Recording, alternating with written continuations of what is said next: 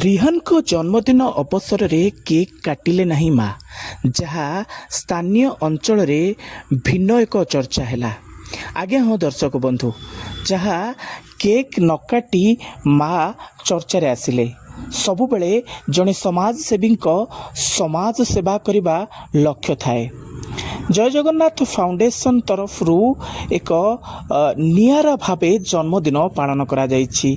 आजिर समय जोठी मद मांस और केक रे जन्मदिन पालन करा जाए किंतु जय जगन्नाथ फाउंडेशन कर्मकर्ता भावे यह एक नियारा जन्मदिन पालन करा जायथिला जहाँ स्थानीय अंचल चर्चार केन्द्रबिंदु पलटि राजनगर ब्लॉक ओकिलपाड़ ठारे एक मागणा स्वास्थ्य सेवा शिविर करी जय जगन्नाथ फाउंडेशन कर्मकर्ता माने नियारा भावे जन्मदिन को पालन करथिले।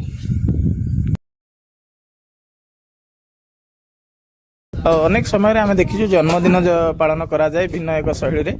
आपण जेहेतु गोटे अनुष्ठान अच्छी से नुआ प्रकार देखा मिलूँ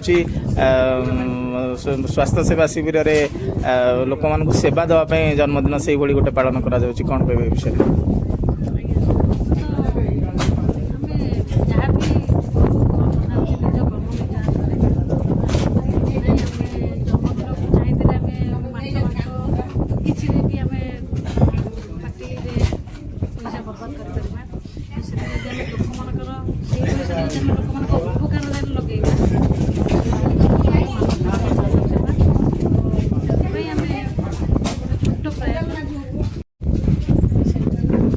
आज्ञा ना कहबे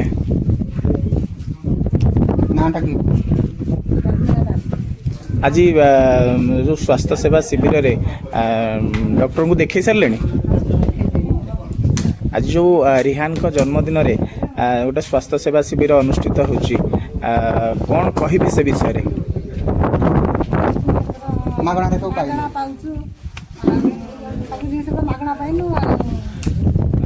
ये जो जन्मदिन गोटे नियारा प्रकार जन्मदिन पालन करा जाउछि कौन आशीर्वाद कौन देबे?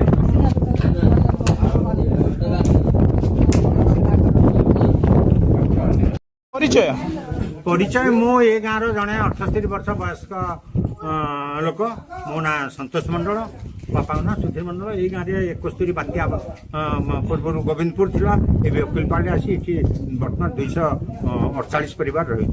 जो जय जगन्नाथ फाउंडेशन तरफ आज स्वास्थ्य सेवा शिविर अनुष्ठित होउछि जहाँ रिहान को जन्मदिन अवसर में कहबे विषय रे? जन्मदिन बोले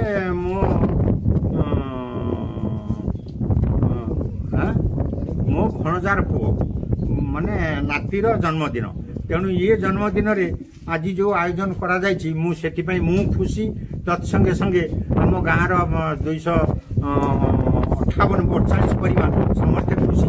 तेणु तार जन्मदिन आम समस्त तरफ प्रति आम आशीर्वाद रोचे सी तार जो महान कार्य पाई ये करछंती भविष्य से सही रास्ता रे जाई से महान कार्य सब दिन पाई से ये हो। आज्ञा परिचय मोना पंकज महांती रिहान आपन कौन है आज तांकर जन्मदिन उपलक्षे कौन कौन सब कार्यक्रम रही? जन्मदिन उपलक्षे निज अंचल साधारण रोगी मान मागणा स्वास्थ्य सेवा लगे।